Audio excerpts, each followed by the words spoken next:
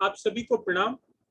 महाराष्ट्र राज्य हिंदी साहित्य अकादमी के 75 साल 75 व्याख्यान की श्रृंखला की कड़ी में मैं मनीष मिश्र एक बार पुनः आप सभी का यहाँ पे हार्दिक स्वागत करता हूँ।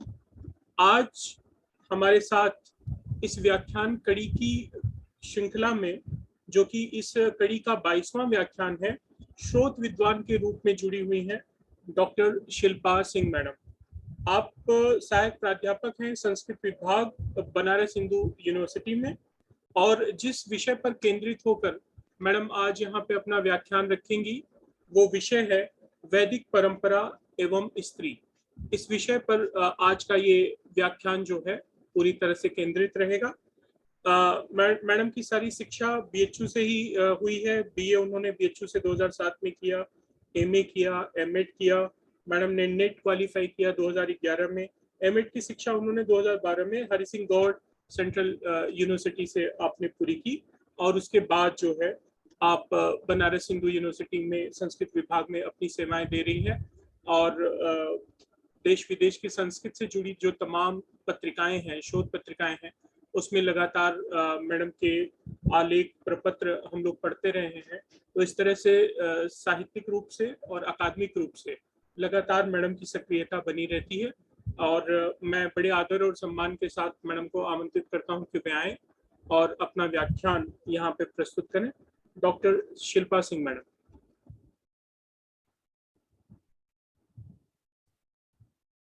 जी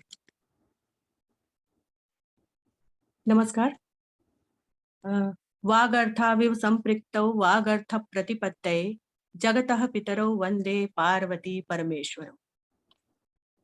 महाराष्ट्र शासन सांस्कृतिक कार्य विभाग, महाराष्ट्र राज्य हिंदी साहित्य अकादमी मुंबई, आप सदस्य टीम को मैं हार्दिक आभार व्यक्त करती हूँ कि आपने मुझे ये अवसर दिया कि मैं आज कुछ अमृत महोत्सव के उत्सव पे, ये जो आपका कार्यक्रम चल रहा है, उस पर मैं कुछ दो शब्द कह सकूं।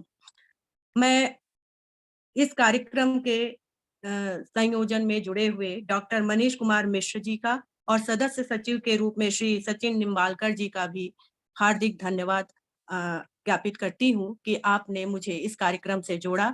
ये मेरे लिए गौरव का विषय है।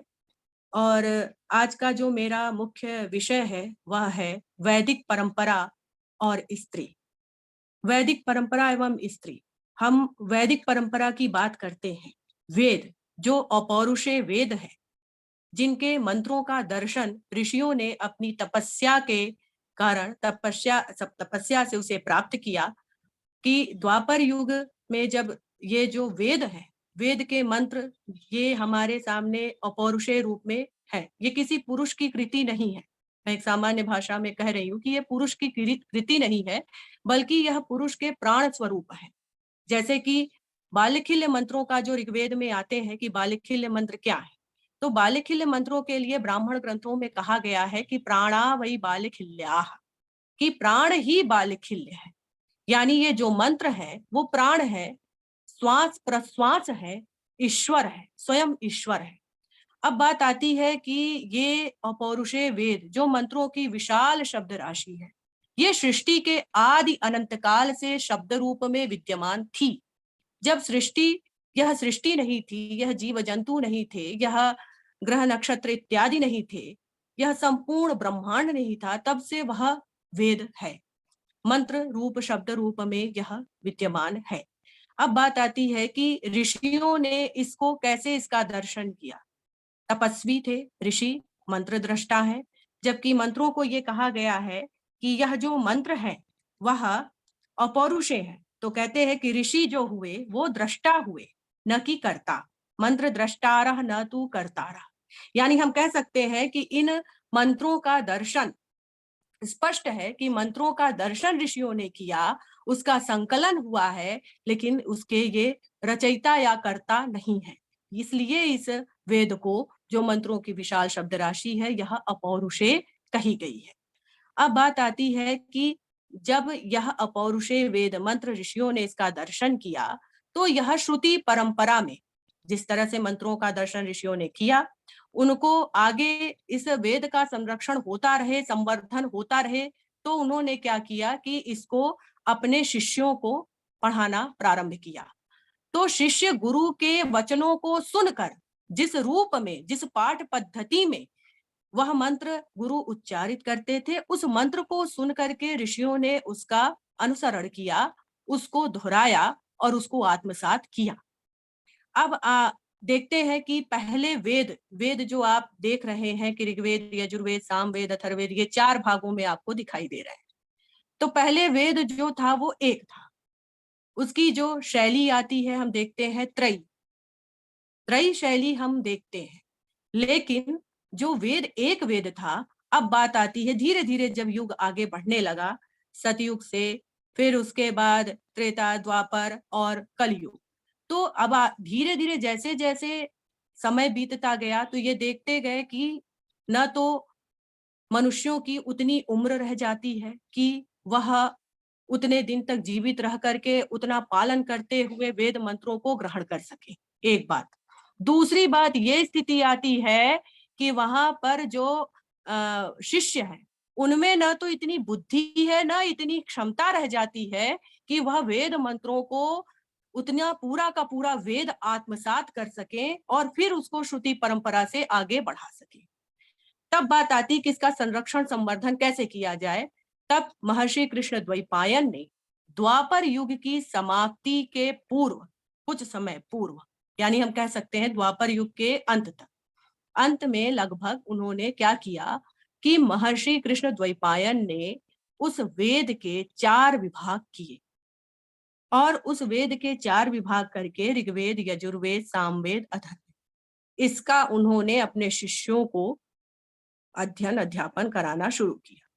तो इसका उल्लेख हमें विष्णु पुराण में देखने को मिलता है, अन्य पुराणों में भी प्राप्त होता है कि उन्होंने जो उसके विषय में कहा गया है कि ऋग्वेद पाठकम पैलम जग्राह स महामुनि वैशंपायन ननामानम यजुर्वेदस्य चाग्रहीत जैमिनीं सामवेदस्य तथैवाथर्ववेदवित् सुमन्तुस्तस्य शिष्यो भूत वेद व्यासस्य धीमतः। कहा कि यह जो वेद है, महर्षि कृष्ण द्वैपायन ने जब वेद का 4 विभाजन किया, ऋग्वेद, यजुर्वेद, सामवेद, अथर्ववेद, तब उन्होंने क्रमशः अपने 4 शिष्यों को पढ़ाया। ऋग्वेद पैल नामक ऋषि को, और फिर उसके बाद यजुर्वेद वैशंपायन ऋषि को, और सामवेद जैमिनी को, अथर्ववेद सुमंत को। जब इन चारों वेदों को 4 शिष्यों को उन्होंने पढ़ा दिया, फिर उन्होंने कहा कि अब आप इस वेद की परंपरा को आगे बढ़ाइए। यहां से वेद संरक्षण प्रारंभ हो रहा है कि एक ही वेद को 4 भागों में विभक्त करके उन्होंने और आसान कर दिया कि अब आप इसको आगे बढ़ाइए। इस प्रकार से जब यह आगे बढ़ा तो हम देखते हैं कि वेद के 4 विभाग तो जानते हैं, लेकिन त्रयी क्या है, क्यों इसको त्रयी कहते हैं? तो यह वेद के पढ़ने की विधि, जो उसको हम देखते हैं तो 3 रूपों में देखते हैं। शैली जो उसको हम कह सकते हैं, शैली कि वेद की शैली क्या है, तो ये शैली जो है वह 3 प्रकार की है। ऋक, यजुः, साम। संपूर्ण वेद की शैली 3 प्रकार की कही गई है, इसलिए इसको त्रयी कहते हैं, ऋक, यजुः, साम। ऋक क्या है? तो कहते तेसाम ऋक यथार्थ वशेन, जहां पर यत्र अर्थ वशेन, जहां अर्थ के अनुसार पाद व्यवस्था हो, वह ऋक है। अब आगे आते हैं कि साम क्या है, तो गीतीषु सामाख्या, ऋक मंत्रों पर जो गान है वह साम है, वह साम है। अब आगे कहते हैं कि शेषे यजुः शब्दः गद्यात्मको भाग यजुः, जो गद्यात्मक भाग है, जहां जो पाद व्यवस्था भी प्राप्त होती है और जहां पर गद्य रूप भी प्राप्त हो रहा है, तो वहां पर जो भाग है वह यजुः है। ये शैली है। हम संपूर्ण वेद राशि को 3 रूप में देख रहे हैं, ऋक, यजुः, साम। और इस प्रकार से यह जो मंत्र है, अब मंत्र कहते हैं, मंत्र किसको कहें, क्या है मंत्र? तो कहते हैं कि मंत्राणाम समूह संहिता, और मंत्रा संहिता ये अर्थ हुआ। तो मंत्र है क्या? तो मननात् मंत्र, कि मननात् मंत्राः यानी मनन से, यानी ऋषियों ने अपनी तपस्या से जब वह ऋषि तपस्या में लीन थे, तब उन्हें अचानक मंत्र दृष्ट हुए। यानी तात्पर्य यह है कि ऋषियों ने मंत्रों के लिए तपस्या नहीं की या मंत्रों को खोजने नहीं निकले, बल्कि उन ऋषियों की तपस्या के कारण ही ये मंत्र स्वयं ही यह दृष्ट हुए, सामने आए। तो कह रहे हैं कि मननात् मंत्र, निरुक्त में है कि मनन से मंत्र है। एक बात। अब कहते हैं कि ये मंत्र, अब मंत्रों का समूह जब होता है तो क्या कहते हैं उसको? तो कह रहे हैं कि मंत्राणाम समूह संहिता, मंत्रों का समूह वह संहिता कहलाता है। मंत्रों का समूह जो कहलाया वो संहिता है। तो इसी संहिता को हम कहते हैं, जब जो 4 विभाजन हुआ वेद का, वही है ऋग्वेद, यजुर्वेद, सामवेद, अथर्ववेद। तो ऋग संहिता, यजुः संहिता और साम संहिता, अथर्व संहिता, ये हमारे सामने देखने को मिलते हैं। यहाँ पर जो ऋग्वेद है, यह क्या है? तो कह रहा है कि ऋग्वेद जो मंत्र है, उसके ऋग्वेद, यजुर्वेद, सामवेद, अथर्ववेद, इन सबके लिए भी होता, यानी उससे संबंधित ऋत्विज वह भी है। अब ऋत्विज यानी कि ऋग्वेद के मंत्रों का उच्चारण करने वाले जो ऋत्विज हैं, उनको कहा गया होता। और फिर कहते हैं यजुर्वेद के मंत्रों का उच्चारण करने वाले या यजुर्वेद के मंत्रों से यज्ञ याग आदि संपन्न करने वाले अध्वर्यु। सामवेद के ऋत्विज कहलाए उद्गाता, और अथर्ववेद के जो ऋत्विज कहलाए वह सुमंत। ये जो ब्रह्मा यह कहलाए। तो कह रहा है कि होता, अध्वर्यु, उद्गाता, ब्रह्मा, ये जो ऋत्विज है ये तत्त वेदों से संबंधित है, ऋग्वेद, यजुर्वेद, सामवेद, अथर्ववेद। इस प्रकार से यह वेद की परंपरा हमें देखने को मिलती है। तो वेद जो है पहले श्रुति परंपरा पे आधारित था, और आज हम जो वेद का पठन पाठन कर रहे हैं वह भी गुरुकुल परंपरा पद्धति अब भी चल रही है। अब भी उसी तरह गुरुमुख से सीख करके ही विद्यार्थी या शिष्य उस वेद मंत्र का उच्चारण करता है। वेद मंत्रों के उच्चारण के लिए पाठ पद्धति भी अलग अलग है। जैसे आपकी प्रकृति और विकृति पाठ पद्धति है, तो प्रकृति विकृति पाठ पद्धति में मुख्य रूप से जो संगीता पाठ है, जिस प्रकार से मंत्र है, जिस प्रकार हम पढ़ते हैं सीधे सीधे, अग्निमीणे पुरोहितम यज्ञस्य देवम ऋत्विजम होतारम रत्नधातुमम, ये जो संगीता पाठ है, इसी संगीता पाठ से फिर आगे जब हम देखते हैं कि पद पाठ भी देखने को मिलता है, फिर उसके बाद आगे देखते हैं कि पद पाठ से फिर क्रम पाठ भी देखने को मिलता है। इसी प्रकार से प्रकृति पाठ के अतिरिक्त विकृति पाठ, जो अष्ट विकृतियां हमको दिखाई देती हैं, जटामाला, शिखा, रेखा, ध्वज, दंड, रथ इत्यादि, ये जो 8 विकृतियां हैं।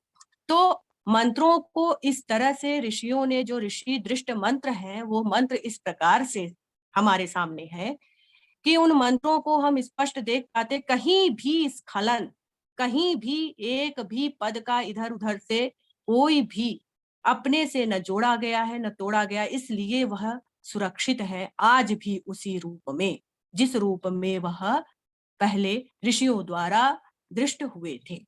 तो इस तरह से यह मंत्र जो है अपौरुषेय है। अब बात आती है कि संपूर्ण वेद, जो समस्त ज्ञान विज्ञान का आधार यह वेद है, यह जो सृष्टि के आदि अनंत काल से चला रहा है, यह वेद वह अपौरुषेय रूप में है, शब्द रूप में भी अपौरुषेय है और अर्थ रूप में, दोनों रूप में अपौरुषेय है। अब कहते हैं कि सृष्टि सृजन में जब यह सृष्टि उत्पन्न हुई, यह सृष्टि हुई, यह संसार बना, तो जो जिस संसार के सृजन में जितना पुरुष का योगदान है, उतना ही स्त्री का योगदान भी है। हम देखते हैं कि किसी भी सृजन में जितना कार्य पुरुष का होता है, उतना ही कार्य स्त्री का भी है, दोनों की सहभागिता बराबर है। तब कहते हैं कि इस सृष्टि में वह जो वेद है, उसके संरक्षण में, उसके संवर्धन में स्त्री का भी उतना ही महत्वपूर्ण स्थान देखा गया है। वैदिक साहित्य में देखते हैं कि नर नारी का जो भाव था उस समय वेद में, उस समय नर नारी का भाव जो होता था वह पूरी तरह से समान स्तर का हुआ करता था। समान रूप में वह स्त्रियों का भी उतना ही सम्मान रहता था। अब बात आती है कि वह जो स्त्री है वह वैदिक काल में जैसे पुरुष का उपनयन संस्कार होता था, तो उपनयन संस्कार की जो प्रक्रिया थी वह स्त्रियों के लिए भी थी।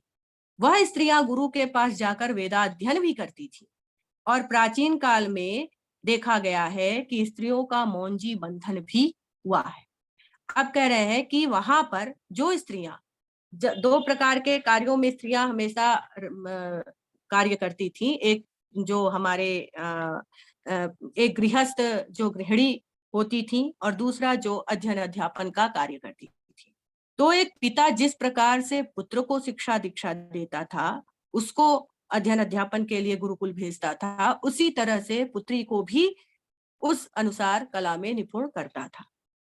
जो स्त्रियां अपना एक शिक्षा प्राप्त करके फिर वह विवाह बंधन में बंध जाती थी और उनमें से कुछ स्त्रियां ऐसी होती थी जो विवाह न करके केवल आजन्म ब्रह्मचारिणी या ब्रह्मवादिनी ये रहती थी। वह केवल विद्या तथा अध्यात्म की उपासना में ही अपना जीवन यापन करती थी, जीवन व्यतीत करती थी।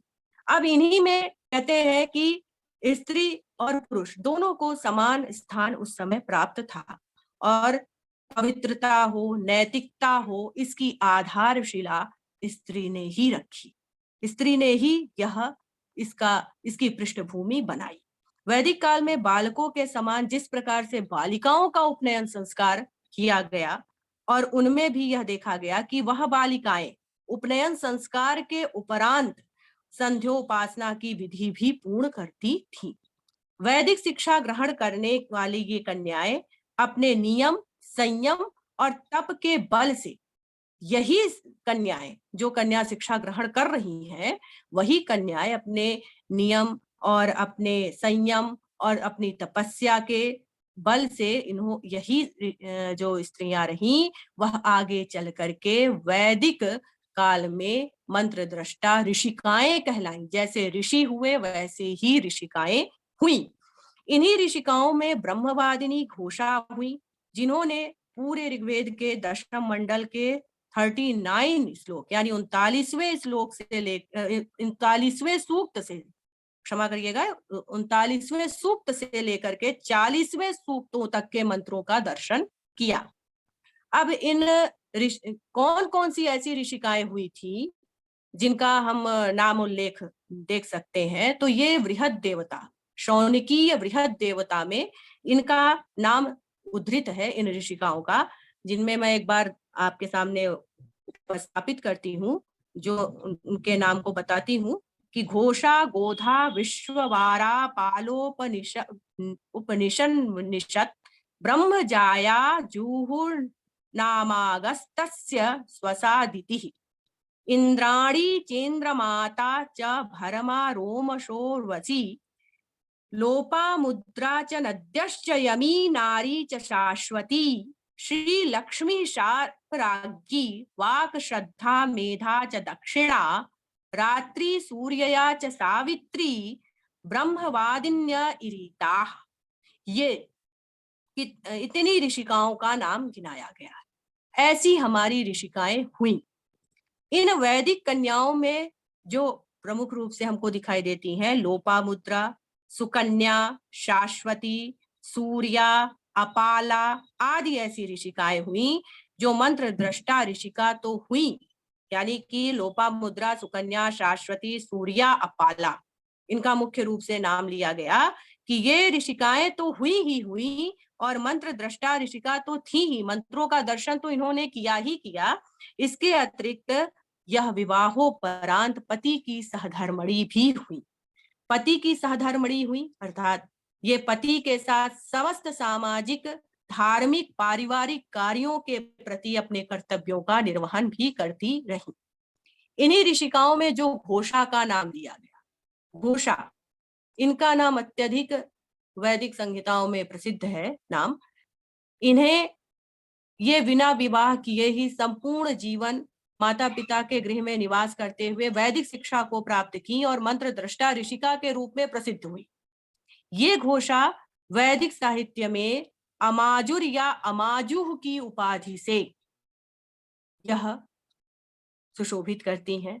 अमाजु उन्हें कहा गया जो जीवन भर विवाह ना करके केवल वेद के संरक्षण और संवर्धन में अपने जीवन को समर्पित करते, ऐसी ऐसी स्त्रियां ये ऋषिकाएं कहलाई। ये वैदिक ऋषिकाएं, अब आप इनको देख सकते हैं कि कैसे ये सहधर्मणी, किस प्रकार इनको सहधर्मणी कहा गया। ये वैदिक ऋषिकाएं सहधर्मणी कैसे हैं? तो कहते हैं कि उस समय जब किसी धार्मिक कृत्य का आयोजन होता था, अनुष्ठान होता था, तो यह अपने पति के साथ यज्ञ के कार्य में समान रूप से सहभागिता निभाती थी।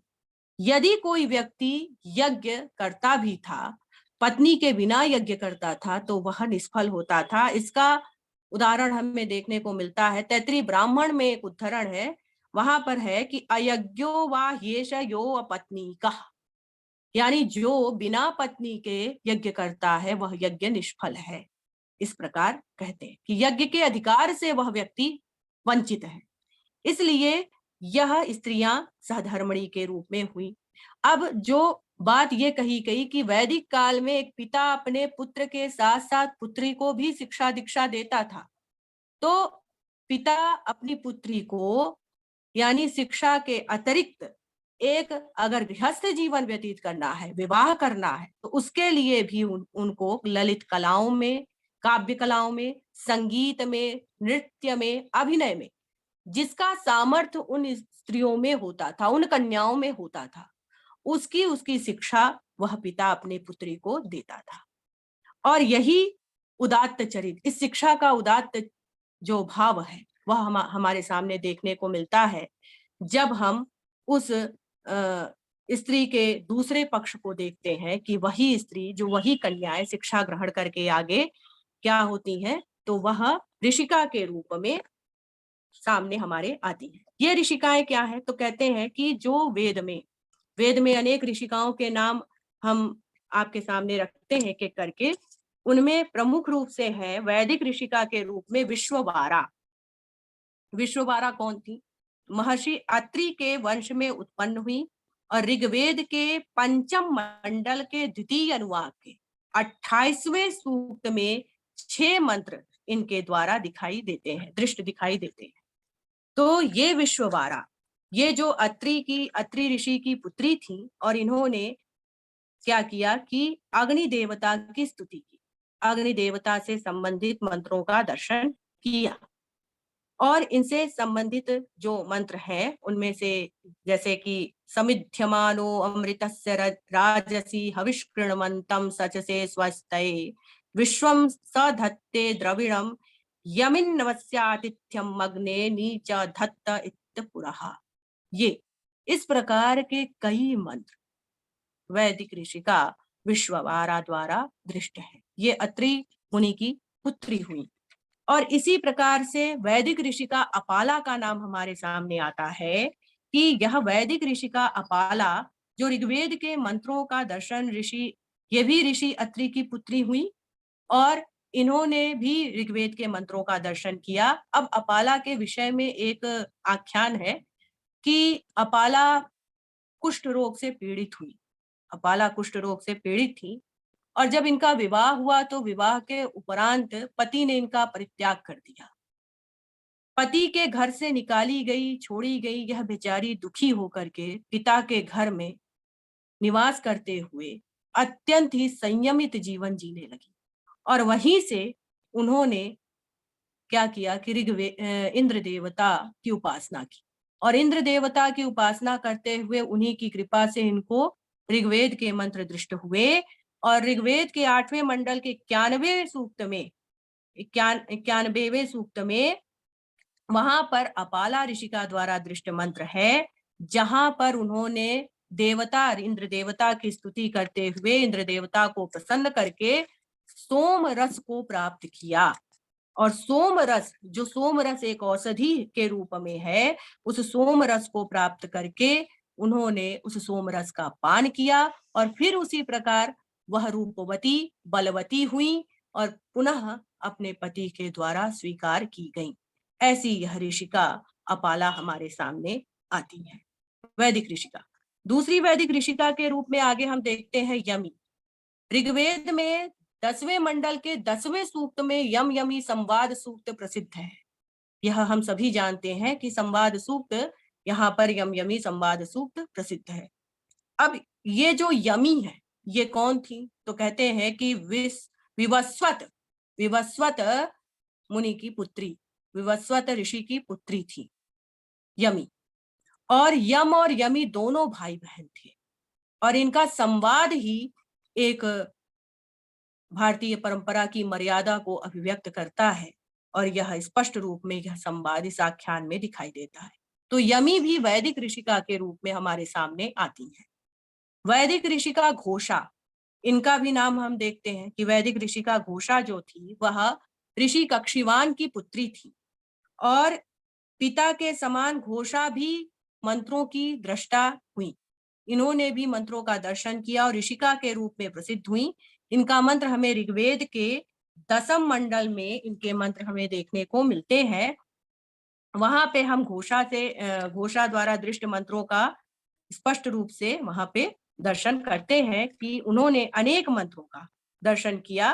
ऋग्वेद के 10वें मंडल के 39वें सूक्त में, 40वें सूक्त में इनके द्वारा दृष्ट मंत्र हमें दिखाई देते हैं। आगे हम देखते हैं कि वैदिक ऋषि का एक और जिनका मैंने पहले नामोल्लेख में नाम लिया है, सूर्या सावित्री।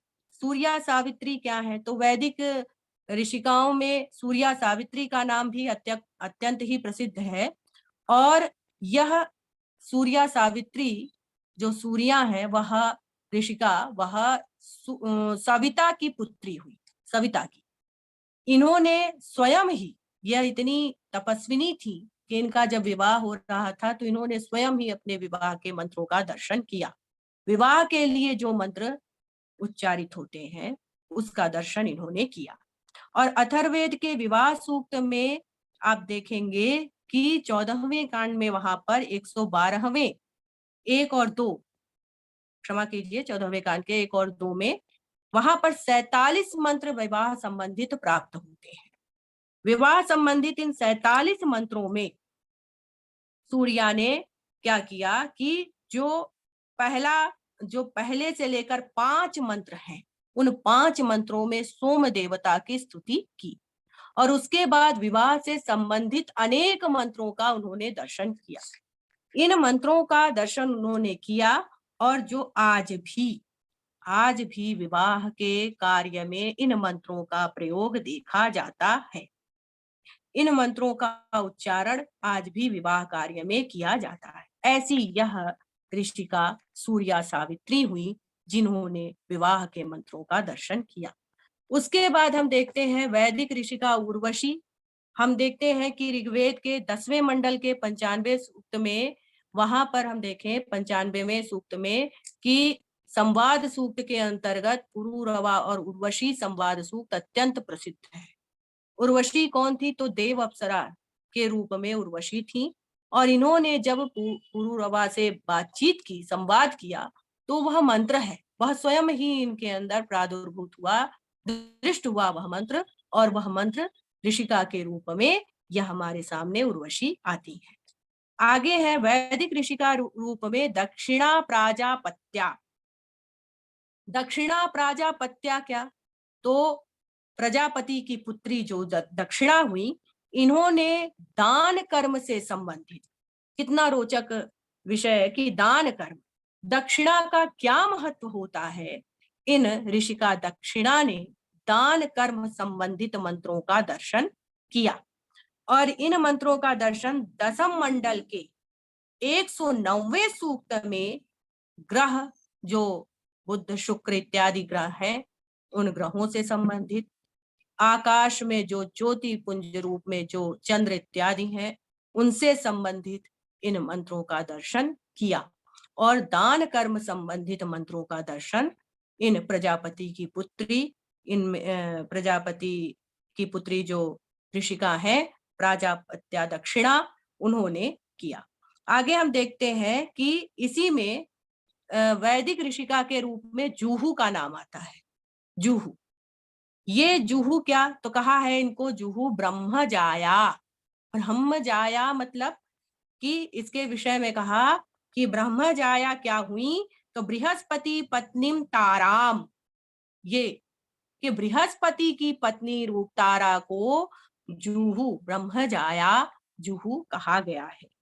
इन्होंने इन्होंने भी उसी से संबंधित इन सोम, चंद्र इत्यादि जो ग्रह नक्षत्र हैं उनसे संबंधित सारे मंत्रों का इन्होंने दर्शन किया।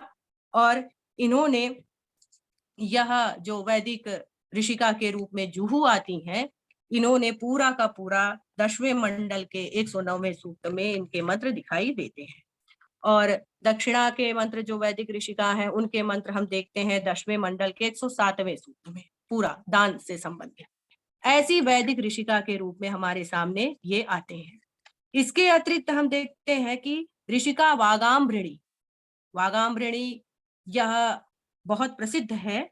तो वागाम्भृणी ऋषिका जो आती है, ये वागाम्भृण की पुत्री हुई और इन्होंने ऋग्वेद के 10वें मंडल के 125वें सूक्त का दर्शन किया, सूक्तों के मंत्रों का दर्शन किया।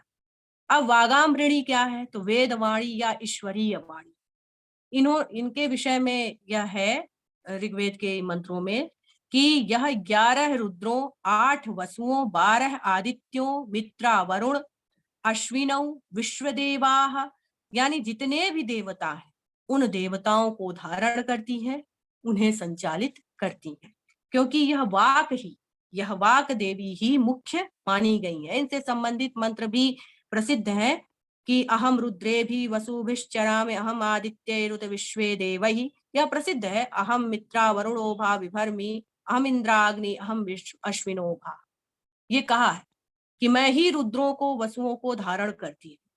तो यह जो वागाम्भृणी है, यह भी ऋषिका के रूप में हमारे सामने, वैदिक ऋषिका के रूप में हमारे सामने दिखाई देती है। अगली है वैदिक ऋषिका रात्रि। यह भरद्वाज की पुत्री हुई रात्रि और इनके द्वारा जो मंत्र दृष्ट है वह ऋग्वेद के 10वें मंडल के 127वें सूक्त में जो मंत्र प्राप्त होते हैं वह रात्रि, वैदिक ऋषिका रात्रि द्वारा दृष्ट मंत्र प्राप्त होते हैं। और यह भरद्वाज की पुत्री रात्रि, इन्होंने अनेक मंत्रों का दर्शन किया। और फिर आगे इसी में हम देखते हैं कि श्रद्धा कामायनी का भी नाम आता है। श्रद्धा कामायनी, श्रद्धा जो है वो काम की पुत्री हुई और इन्होंने 10वें मंडल के 191वें सूक्त में मंत्रों का दर्शन किया श्रद्धा कामायनी ने। और इनके द्वारा भी दृष्ट मंत्र जो है वह अत्यंत ही प्रसिद्ध है। उसके अतिरिक्त हम देखते हैं वैदिक कवित्री के रूप में मई, ऋषि मई ने अनेक सूक्तों का दर्शन किया। इन्होंने कहा कि जो मनुष्य तपस्या से पराजित नहीं होते हैं, यानी तप में ही अपना जीवन व्यतीत करते हैं, वह अपने तपोबल से स्वर्ग को प्राप्त करते हैं। इससे संबंधित उन्होंने तपस्या के महत्व को उन्होंने बताया और उससे संबंधित मंत्रों का दर्शन ऋषि मई ने किया। ऋषिका मई जो वैदिक ऋषिका है मई, उन्होंने, इन्हीं वैदिक ऋषिकाओं में हमारे सामने नाम आता है सची पौलोमी का। सची पौलोमी भी ऋग्वेद के सूक्तों की दृष्टा हुई और इनके पिता पुलोमा थे।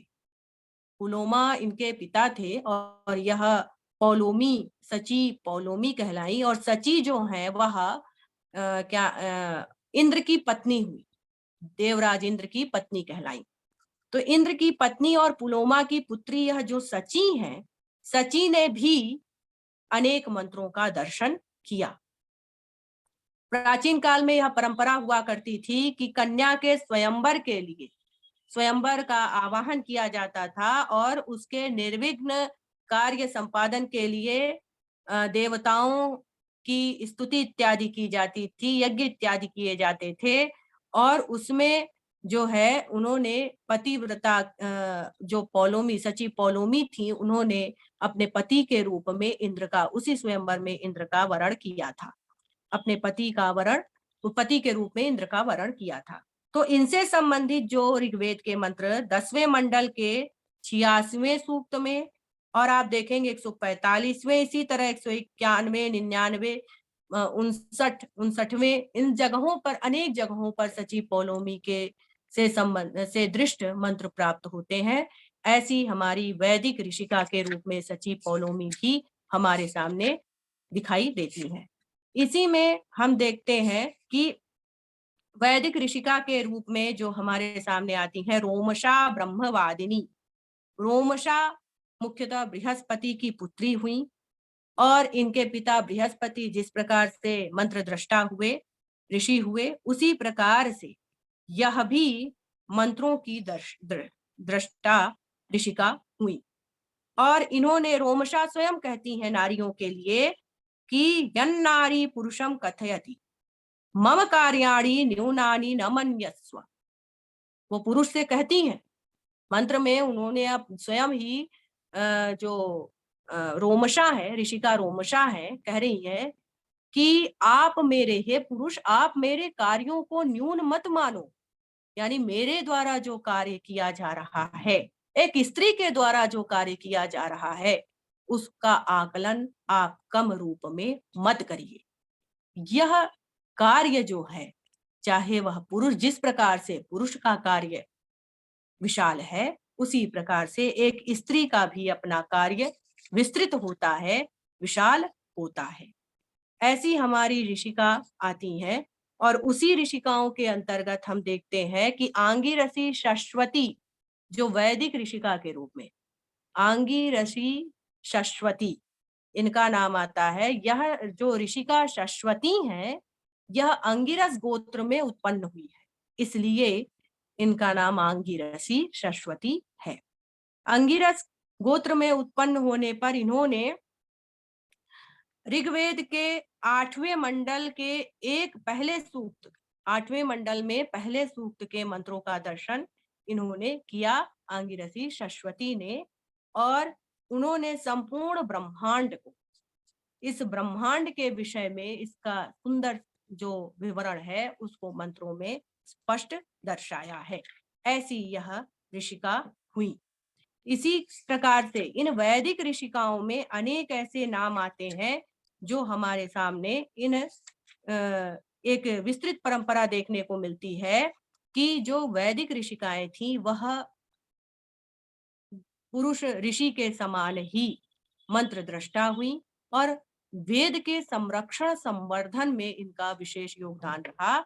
आगे हम इसी में देखते हैं कि वैदिक ऋषिका के रूप में ममता जो एक ऋषिका हुई, यह जो है वह ममता क्या है, तो कह रहे हैं कि यह उचथ्य के पुत्री के रूप में, उनकी पत्नी के रूप में, भार्या कहा है उचथ्य के, तो उचथ्य के जो भार्या यानी पत्नी के रूप में यह ममता हमारे सामने आती है, और इन्होंने ही दीर्घतमा और भारद्वाज ऋषि को उत्पन्न किया।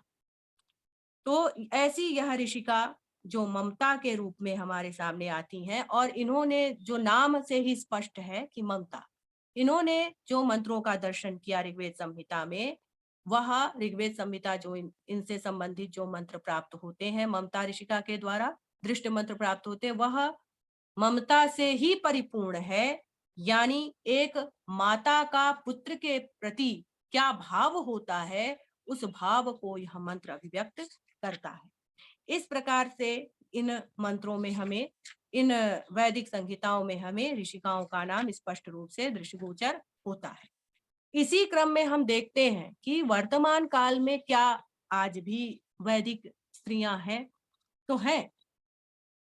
जब समस्त ज्ञान के उत्स जो ग्रंथ वेद है, उसके संरक्षण में जिस प्रकार से वैदिक ऋषियों के साथ साथ वैदिक ऋषिकाओं ने भी अपनी महत्वपूर्ण भूमिका निभाई, ऐसे ही हम देखते हैं कि कालांतर में, संप्रति वर्तमान में भी वेद विदुषियों ने अध्ययन अध्यापन के माध्यम से वैदिक परंपरा को अक्षुण्ण बनाए रखने में अपना महत्वपूर्ण योगदान दिया है। ऐसे ही कतिपय वेद विदुषियों के नाम हमारे सामने आते हैं जो वर्तमान में आप देखेंगे कि बहुत सारी ऐसे वेद के क्षेत्र में, चाहे वह काशी के जो भी शिक्षण संस्थान है, विश्वविद्यालय है, जहां पर आप देख रहे हो, और काशी में आप देखेंगे कि पाणिनि कन्या महाविद्यालय, वहां पर जो अ, वेद की मर्मज्ञ आचार्या हैं, वह जिस प्रकार से गुरुकुल में रह करके कन्याओं को शिक्षित कर रही हैं, वेद का ज्ञान दे रही हैं, मंत्रों का ज्ञान दे रही हैं, उनका उपनयन संस्कार करके, मौंजी बंधन करके उस प्रकार से उन्हें यज्ञ इत्यादि कार्यों में प्रवीण कर रही हैं। ऐसी बहुत सारी स्त्रियों का हमें दर्शन देखने को मिलता है। ऐसे ही वर्तमान में भी विभिन्न शिक्षण संस्थाओं में जैसे वेद ग्रंथों का पठन पाठन कार्य चल रहा है, और वेद को जिस प्रकार से संरक्षित करने में, परंपरा को आगे बढ़ाने में जिस प्रकार पुरुष अपना योगदान देते हैं, उसी प्रकार स्त्रियां देती हैं। अब बात आती है कि जो स्त्रियां हैं कि वैदिक मंत्रों के उच्चारण की बात आती है कि किस प्रकार वैदिक मंत्रों का सस्वर उच्चारण क्यों नहीं कर रहे हैं। तो जब स्त्रियां एक अध्ययन अध्यापन के दृष्टिकोण से मंत्रों का उच्चारण कर रही हैं, तो वह सामान्य रूप से मंत्रों का उच्चारण करती हैं जो यज्ञ के विधि विधान में जो सस्वर पाठ हुआ करते हैं, उनसे भिन्न केवल वह छंद के अनुसार उच्चारण कर देती। तो ऐसे वह केवल अध्ययन के उद्देश्य से वैदिक मंत्रों का उच्चारण कर रही है, यहाँ पर हम देखते हैं। तो और गुरुकुल में हम देखते हैं कि छात्र सस्वर उच्चारण करते हैं, उदात्त अनुदात्त स्वरित को लेते हुए, ध्यान में रखते हुए उस ओजस्वी वाणी में उस वेद मंत्र का उच्चारण करते हैं। स्त्रियों का जो वैदिक ऋषिकाएं थी, कहा जाता है कि वैदिक ऋषिकाएं मंत्रों का दर्शन की, तो क्या वह उदात्त अनुदात्त स्वरित रूप में उन मंत्रों का दर्शन करके उनका उच्चारण की? हाँ, की। क्योंकि वह स्त्रियां इतनी, पहले ही मैंने उसका उल्लेख किया कि वह इतनी संयमित होती थी, इतने अपने व्रत में नियमबद्ध होती थी, तपस्विनी होती थी कि समय आने पर, वैदिक मंत्रों के उच्चारण के समय आने पर वह अपने आवाज को भी, अपने वाणी को भी परिवर्तित कर लिया करती थी। उस वैदिक मंत्र के उच्चारण के लिए जितनी ओज की आवश्यकता होती थी, उतने ओज के लिए वह अपने वाणी को भी परिवर्तित कर लिया करती थी। इतना सामर्थ्य ऋषिकाओं में था, इसलिए वह वैदिक ऋषिका कहलाई। और वर्तमान में हम देखते हैं कि वेद के संरक्षण संवर्धन में आज भी स्त्रियां निरंतर लगी हुई हैं। और आगे वैदिक काल के साथ साथ हम देखते हैं, जब हम आगे बढ़ते हैं, वहीं पर उपनिषद काल में भी स्त्रियों का स्वरूप जो आता है, उपनिषद काल में भी जो आया है, वह ब्रह्मवादिनी और सद्यो सद्योद्वाहा वे स्त्रियां होती थी जो ब्रह्मचर्य आश्रम के बाद गृहस्थ आश्रम में प्रवेश करके आश्रम का नियम पालन करते हुए, और वह महनीय पद को, यानी गृहस्थ आश्रम में रहते हुए वह महनीय पद को धारण करती थी।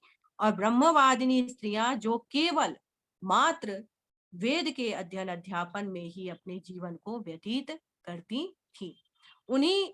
उसी समय उपनिषद काल में ही हमारे सामने याज्ञवल्क्य ऋषि की धर्म पत्नी मैत्रेयी, और दूसरी जो उनसे शास्त्रार्थ करने वाली जो स्त्री थी, वह वाचक्मयी गार्गी, इनका नाम भी हमारे सामने आता है।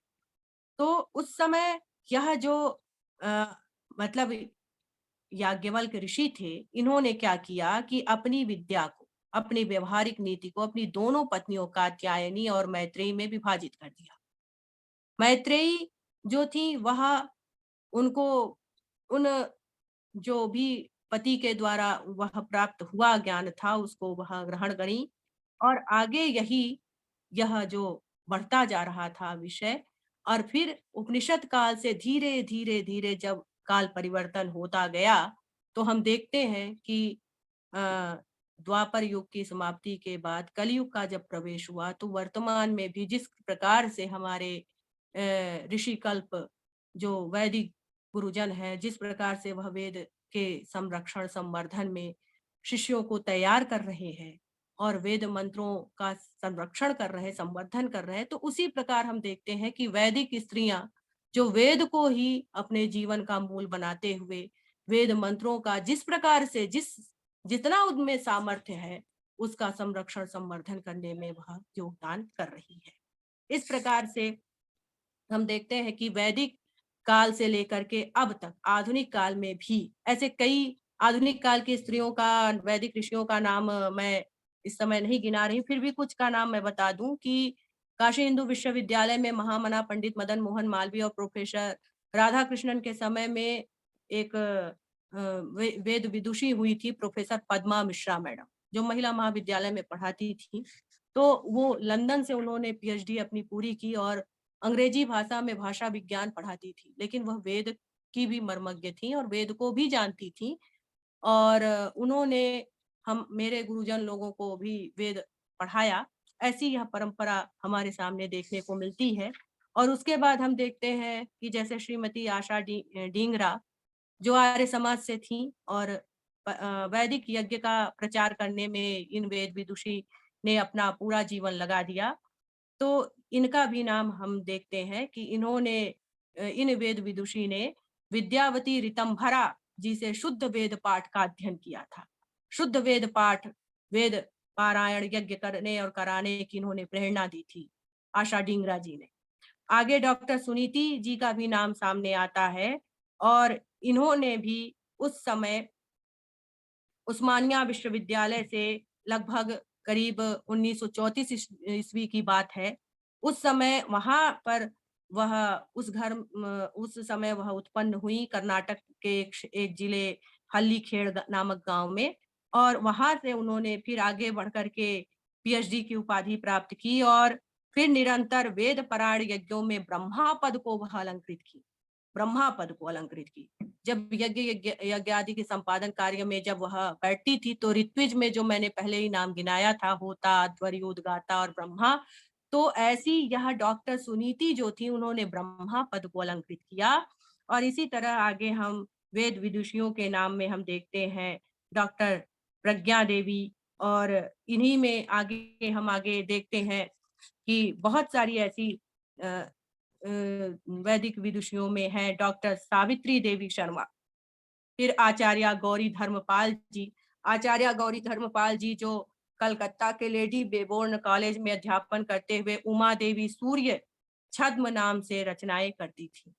तो ये जो अपना नाम बदल करके आचार्य गौरी धर्मपाल जी ने उमा देवी सूर्य के नाम से रचनाएं करती रहीं और आगे जाकर के इन्होंने वेद विषयक कार्यों में अपने सूक्तों का अनुवाद, व्याख्या इत्यादि इन्होंने मातृभाषा बांग्ला में वेदेर कविता यानी वेद की कविता, वेदेर कविता अर्थात वेद की कविता के नाम से इसको इस ग्रंथ का की रचना की।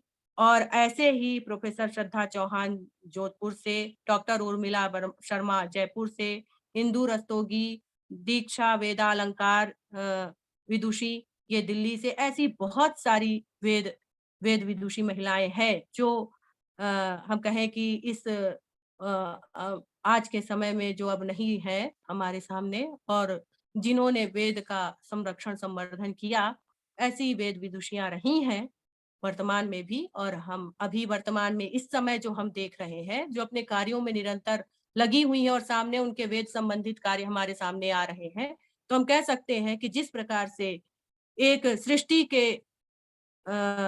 उस सृष्टि के आगे बढ़ने में जिस प्रकार पुरुष सहयोगी होता उसी प्रकार स्त्री भी, और उसी प्रकार से जिस प्रकार वेद के संरक्षण, जिस विद्या शास्त्र के संरक्षण में पुरुष सहयोग कर रहा, पुरुष अपना पूरा योगदान रख रहा है, ऐसी ही स्त्रियों की भी महती भूमिका है।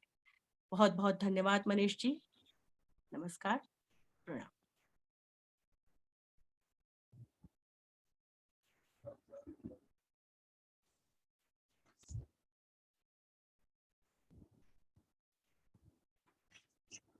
धन्यवाद शिल्पा मैम।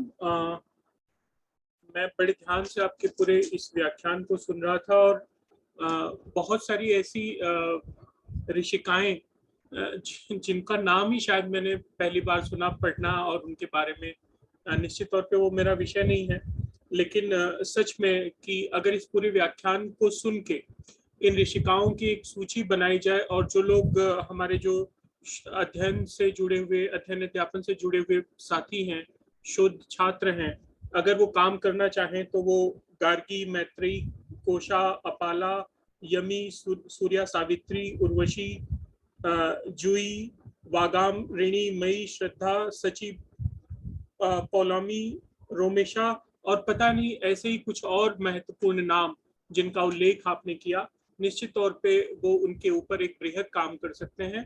और जो लोग इस तरह के कामों को करना चाहेंगे, मुझे पूरा विश्वास है कि ये व्याख्यान उनके लिए एक आधार स्तंभ की तरह काम करेगा, जिसके माध्यम से वो आगे की अपनी परिपाटी चुन सकते हैं।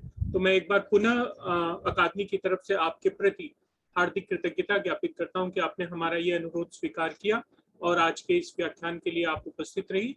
बहुत बहुत आभार। मैं आपकी आज्ञा से आज के इस व्याख्यान की समाप्ति की घोषणा करता हूं। बहुत बहुत धन्यवाद।